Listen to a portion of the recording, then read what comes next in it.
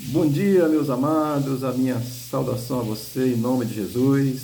Hoje é 16 de abril de 2024, terça-feira. Vamos aqui continuar meditando na palavra de Deus. Estamos vendo o livro, a carta do apóstolo Paulo aos Efésios. Estamos iniciando hoje o capítulo 2. O texto é do versículo 1 ao 3, diz assim a palavra de Deus. Ele vos deu vida, estando vós mortos nos vossos delitos e pecados, nos quais andaste outrora, segundo o curso deste mundo, segundo o príncipe da potestade do ar, do espírito que agora atua nos filhos da desobediência, entre os quais também todos nós andamos outrora, segundo as inclinações da nossa carne, fazendo a vontade da carne e dos pensamentos, e éramos, por natureza, filhos da ira, como também os demais. Amém? Aqui, o capítulo 2 de Efésios, Paulo começa a tratar assim, diretamente dessa questão do pecado e da salvação pela graça. Amém? Paulo vai dar aqui algumas explicações. Nós vamos trabalhar esses textos. Que Deus aí nos abençoe. Amém? O contexto do livro aí o Império Romano está dominando e Paulo escreve essa carta muito graciosamente para a igreja de Cristo, tá certo? Para aqueles que creem em Cristo. Vamos aqui ao texto, capítulo 2, versículo 1, que começa, que diz assim: Ele nos deu vida, estando vós mortos em vossos delitos e pecados. Amém? Ora, estando vós mortos. O que significa isso, tá certo? A morte na Bíblia ela tem alguns sentidos, tá certo? Tem a morte física, tem a morte espiritual, tem a morte eterna, tem a morte aí em delitos e pecados, né, como o texto está dizendo. Portanto, aqui, o que Paulo está tratando quando ele diz, estando vós mortos? Paulo está tratando exatamente dessa condição da morte espiritual, porque as pessoas estão vivas, nós estamos vivos. E Paulo, naquele contexto, ele diz, estando vós, né, mortos em delitos e pecados, ele está tratando exatamente da morte espiritual. A morte espiritual ela é muito clara na Bíblia. É a morte desde a queda de Adão. O ser humano foi separado de Deus, está morto espiritualmente, não tem condição de relacionar-se com Deus diretamente, mas perdeu a queda de Adão. Como disse o ministro aí, né? Perdeu, mané. Um ministro ter partido é cruel, Jesus. Mas eu estou falando da palavra de Deus, tá certo? Vamos lá. Mas Paulo está falando aqui da morte espiritual, tá certo? Os que estão... e os que têm a morte espiritual vão passar pela morte física.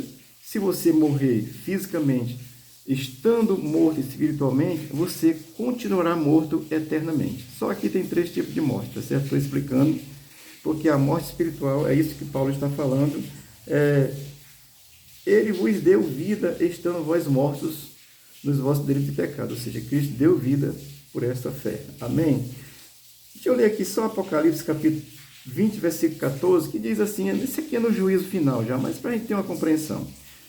Apocalipse 20, versículo 14 diz, E a morte e o inferno foram lançados no lago de fogo, esta é a segunda morte. E o texto seguinte vai dizer, quem não tiver escrito no livro da vida, vai ser também... está morto eternamente, tá certo? Vamos continuar aqui, versículo 2 de Efésios, capítulo 2, diz assim, nos quais andaste outrora, segundo o curso deste mundo. Paulo, ele aplica aqui a condição do ser humano que ainda não é convertido. Ele vai agir de conformidade com o mundo, tá certo? As coisas que o mundo faz, aí, tudo que o mundo faz de errado. Quem não é convertido vai ser levado por essas coisas. Então, Paulo vai dizer, nos quais andaste outrora. Ou seja, ele está falando para os convertidos assim, vocês andaram outrora nessas condições, segundo o curso desse mundo. Ou seja, esse mundo visível que está aí, cheio de mal, cheio de mentiras, cheio de coisas, cheio de erro, cheio de bebedice, de droga, de tudo isso, essas coisas erradas. Quem anda aí, está no mundo, vai andar segundo o curso desse mundo, vai andar conforme as coisas que o mundo faz e vai dizer que está tudo bem. O cara enche a cara de cana aí, bate na mulher e diz que está tudo certo. Quem não é convertido acaba fazendo essas coisas de um dia ou outro, tá certo? Aí o versículo 2 vai continuar dizendo assim, segundo o príncipe da potestade do ar. Esse príncipe aqui é Satanás, tá certo? Que desde a queda de Adão, a gente precisa entender isso, mas desde a queda de Adão, a humanidade está separada de Deus. Deus levantou muitos homens ao longo da história, depois levanta uma nação Israel, mas não deu certo. Acabou tendo que vir Jesus Cristo, tá certo?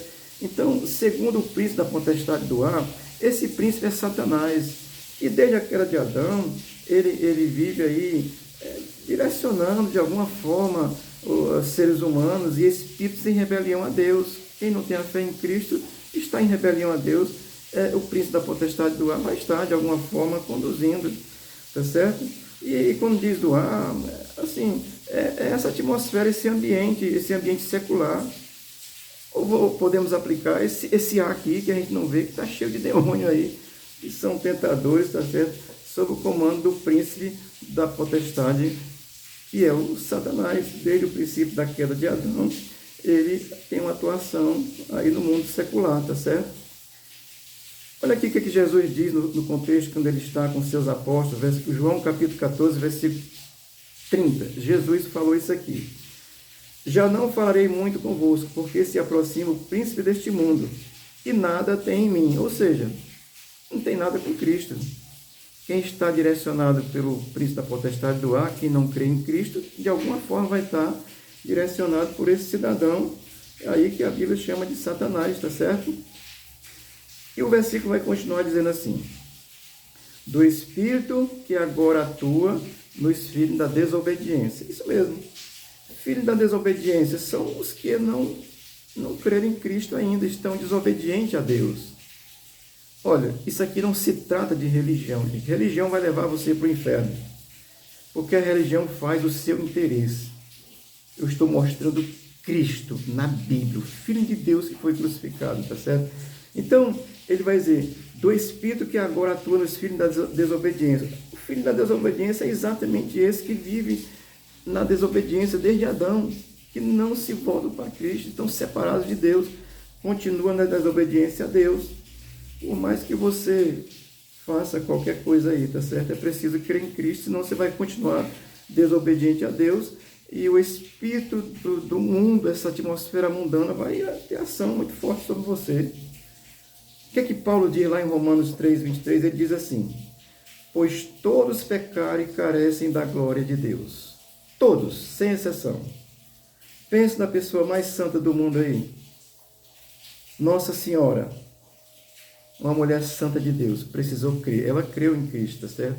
Você precisa entender isso. Então pense numa pessoa que você acha que é a pessoa mais santa. Vamos estar aqui no Ceará, bote aí o Padre Cícero. Pense aí no Padre Cícero como santo. Só que o Padre Cícero precisa crer, tá certo? Se não creu como deveria, aí está complicado. Mas vamos lá. O versículo 3 vai continuar dizendo assim: entre os quais também todos nós andamos outrora. Olha o que Paulo diz: todos nós andamos outrora.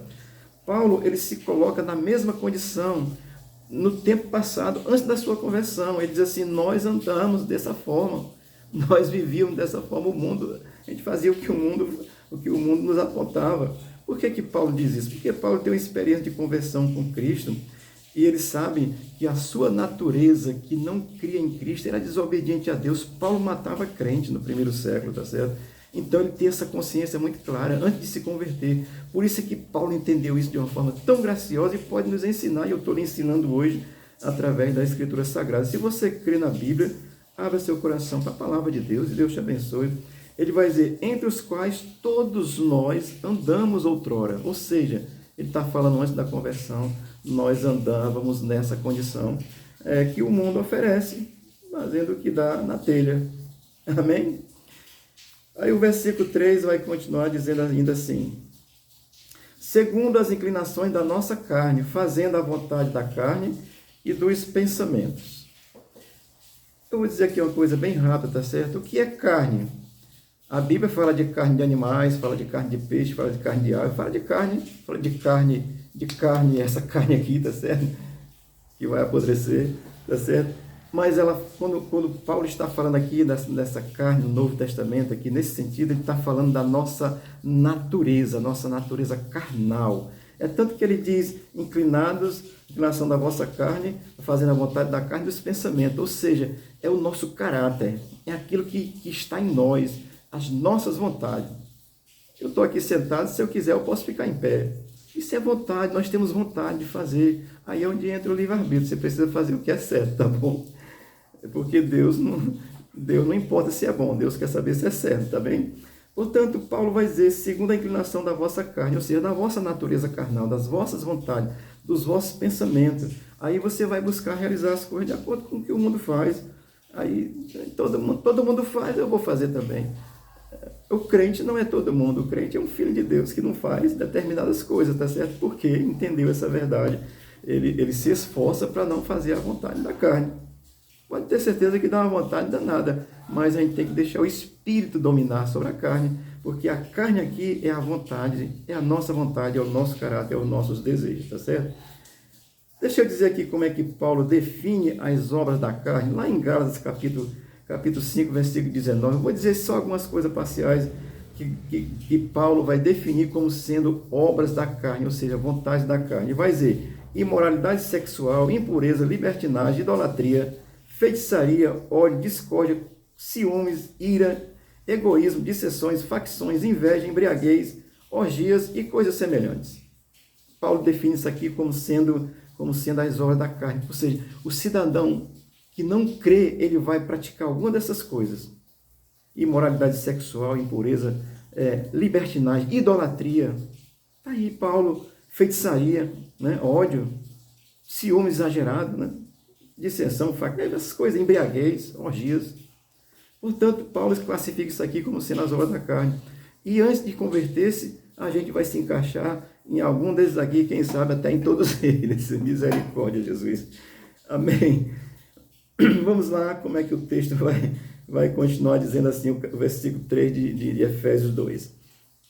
E eram por natureza filhos da ira, como também os demais. Olha, filhos da ira é os que não se converteram, permanecem debaixo da ira de Deus. Você pensa que Deus se satisfaz com o ser humano que anda pecando? Não. Ele criou o ser humano à sua imagem e semelhança. E o ser humano em Adão escolheu pecar. Isso não deixa Deus satisfeito com a sua criação. Por isso é que ele mandou Cristo. Para que a gente creia nele e essa coisa seja ajustada conforme a vontade de Deus. E ele dizia, eram por natureza filhos da ira, como também os demais que não creem. Paulo está dizendo, nós éramos assim. Nós que cremos, éramos assim, como os demais que ainda não creram.